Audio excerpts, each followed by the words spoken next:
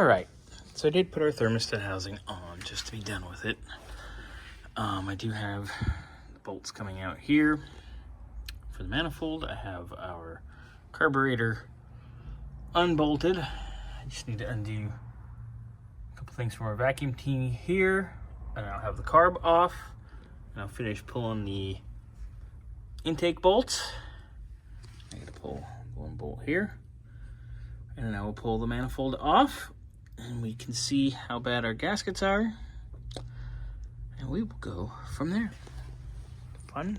So I've separated our manifold, so we have our bolts all out.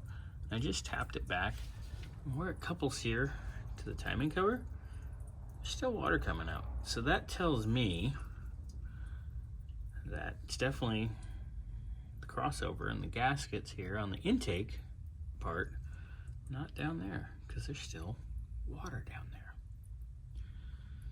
Fun and games, brought to you by Pontiac. Huzzah. So I'm getting ready to pull our manifold off.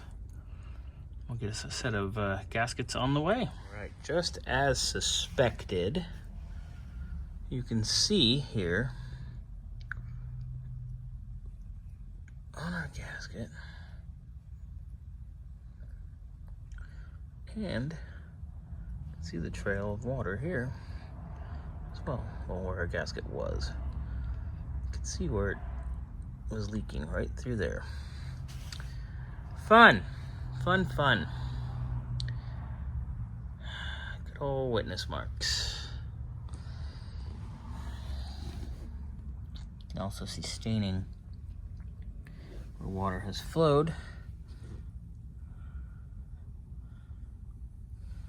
Fun. All right, we will get this cleaned up and resealed.